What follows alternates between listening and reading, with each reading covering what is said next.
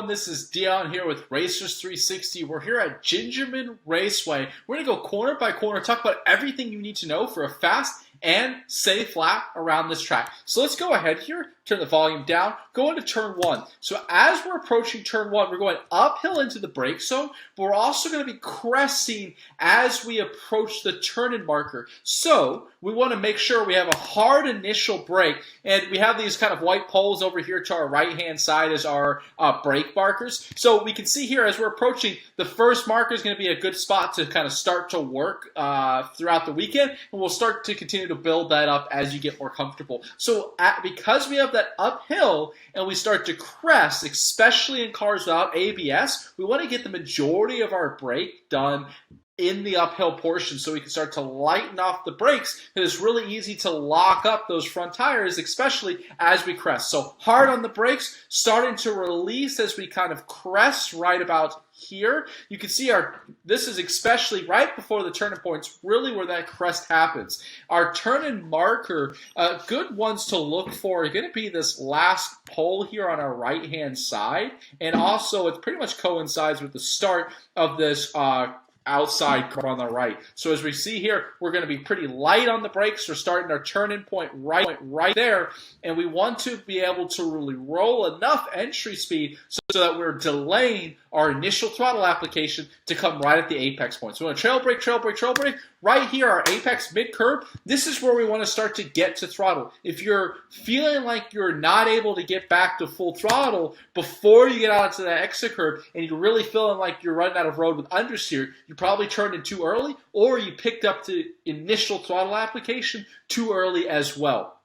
So out of turn one, we want to use all of the road out over here, but then we've got to work it quickly back to the left to set up for turn two, which is a pretty long duration corner. At GingerMan, we have a lot of long duration corners, so slow turn-ins are going to be something that's going to really help drivers with a quick lap around this racetrack, because it's going to allow you to roll in that entry speed and get to that late apex. So hustling it back to the left side of the road, we can see it, we get pretty close to the pit exit blend line, which is right out over here. We want to get close to it. We don't really want to cross over. That's too far out to the left. But you can see we're about 3/4 of the way over. Start to turn in. We're going to have that slow progressive turn in here.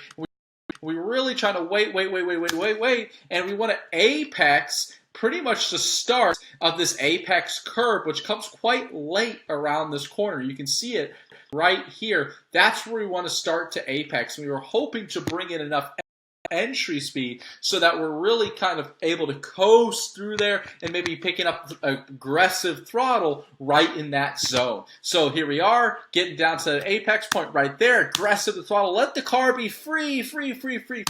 You'll see we want to get out to the exit curve pretty much as it's starting. Our driver does a great job at that here. Let the car drift out, have as little scrub in it as possible to maximize our run down to turn three. So turn three, we're going to have a downhill brake zone and turn-in point, and then it comes uphill at corner exit and actually crests a little bit as we get out to the exit curve. So it's a pretty challenging corner here. So we're approaching. Again, we're going to have the white poles on our left here. It's a little bit hard to see right now, but those are going to be a pretty solid brake marker. You can see them continuously here as we're approaching. So we're going to see, let's see where our driver brakes this time. So roughly about the third or so brake marker, you can see the initial part of the brake zone is pretty flat. But as we're getting ready to turn in, that's where we start to drop downhill here. So with most downhill corners, we want a little bit early of a turn-in point. We are trying to get our initial turn-in point to come before it really starts to drop downhill. So if we look closely here, you can see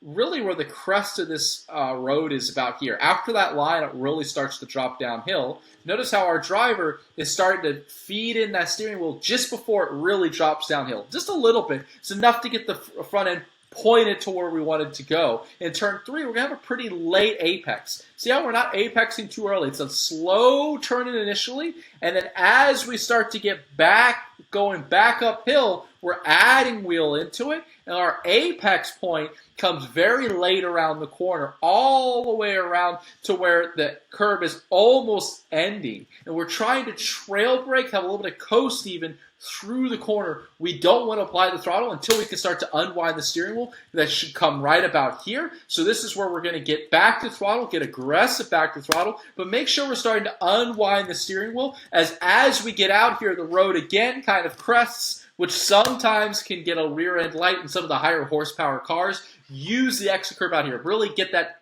every inch of the road. So we've got to run out of 3 through 4 into 5, 6 section here. So using all the road, getting it back to the right side of the road to set up for 4 of the kink. Coming back in, apexing 4 here, roughly just past the start of the apex curve is exactly kind of where we want to apex it. So about, a half car length or so past the start of that apex curve. Coming in, letting the car be free. Then we're going to set up for this turn 5, 6 section, which turn 5 is an entry speed corner. We really want to bring as much as we can into it so that we don't need to get back to throttle in between turn 5 and 6. We really want to delay our initial throttle application to come only at the apex of turn 6 so we maximize our run out of 6. It's coming in here. We're starting to light brakes in here. You can see our brake markers are the white poles on our right-hand side. Roughly about the first one or so is a pretty good brake zone. We're starting to get light on the brakes, rolling it in. Turn 5's a decently late apex. See how we're apexing?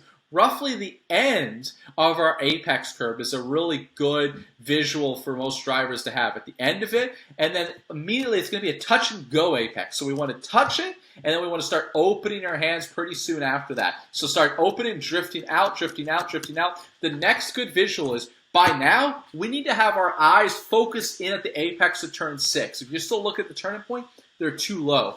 But what you can do is pick up with your peripheral vision, or even if you've got video, this is something you can go look at yourself. Make sure you're getting out all the way to the right by about the start of this exit curve. And we have a little bit of coast here, maybe a little bit of trail brake. See how our driver's getting out there? That's going to maximize the radius of the corner for turn 6, holding it out here to about a car length or so before the end of the curve. We want to start bending it in towards turn 6 apex here.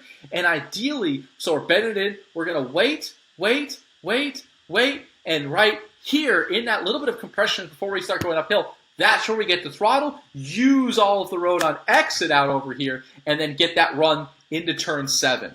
So into turn 7, we get the little bit of a straight here. We're going to have a little bit of a break here. Again, brake markers are on the left-hand side. Turn 7 is kind of a little bit more of a medium in terms of entry speed, exit speed. We want to roll it in on the trail brake and trail brake and trail brake. And again, pretty late apex. This code's actually in a perfect place. We want to apex roughly about a car length before the end of this apex curve and start to open. Let the car be free to open up the radius through the 8, 9 S's. So bam, our apex, this is where we start to get the throttle. Let the car drift out. Why? So we're opening the radius into turn 8. Then into turn 8, throttle. If you have to lift, it kind of depends what type of car you're in. Some cars are going to be not a full lift. Some cars are going to need a full lift through here. If you're going to need a full lift, get that lift as you start to get the car turning into, as you point the front nose. So as you really start to turn aggressively down into turn 8, that's where we want the lift to come so that you get the front end to work here.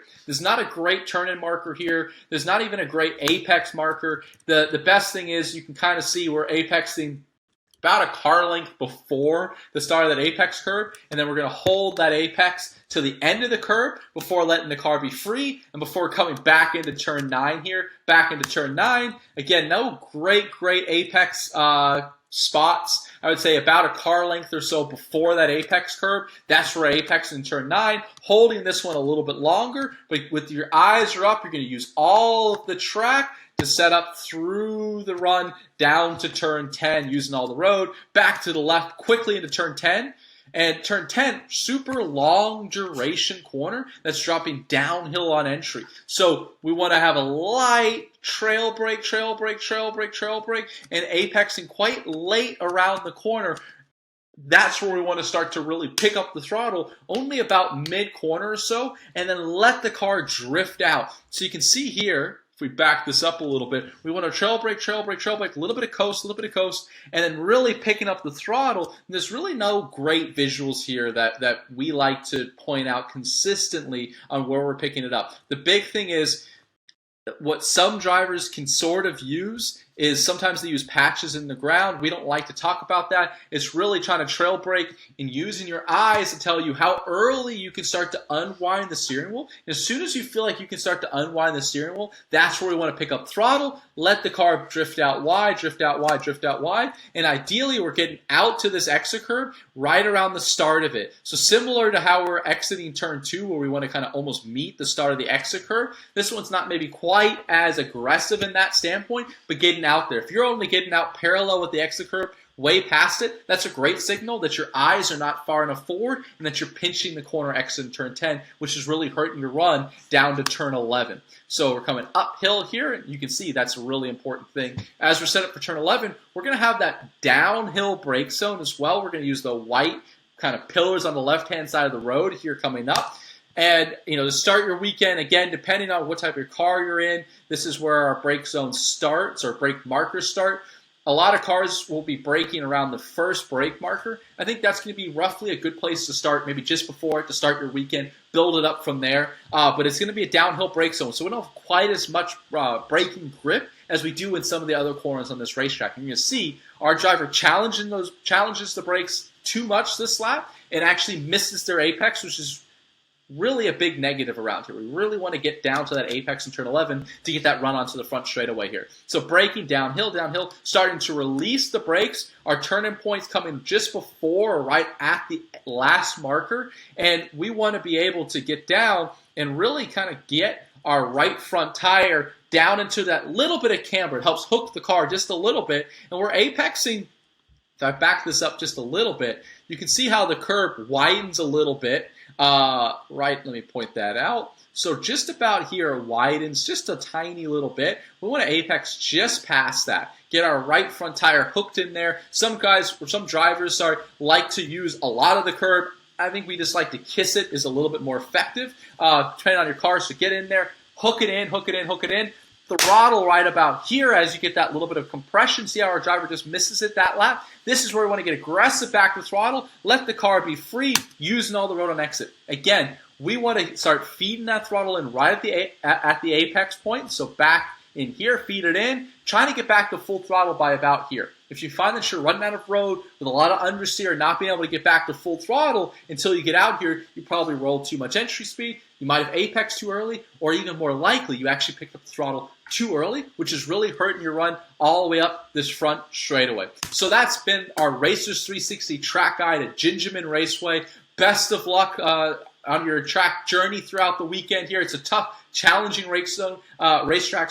Again, it's really critical here to work on that slow turn-in point, some decent elevation change, some challenging corners, long duration corners. Eyes looking far forward is especially critical in the 5, 6 section and then the 8, 9 S's as well. So that's been, again, our Racers360 track guide. If you're looking for personalized coaching from the very best coaches in the business, please check out Racers360.com. There you can upload your video from any camera or data if you use any type of data system to some of the best coaches in the business. We work with Memo Gidley, Mike Skeen, Jay Buford, and they're going to give you turn-by-turn analysis on your driving and specific actionable coaching on how you can improve on that track or any track in your car. So we can work at any track, any car, any driver level. You'll be able to get experience, and we personally coach one-on-one by the very best coaches in the business. The best part is it only starts at $99. Many of our drivers are gaining a second, 2, or up to even 4 seconds after just one video. So show us anything else in our industry where you can gain potentially up to 4 seconds for just $99. Working with pro coaching is quite an unbelievable experience. Come experience it with us today. We're excited to start working with you. If you have any questions, we're always available at team@racers360.com or just contact us through racers360.com. Hopefully see you at a track soon. Thanks for watching.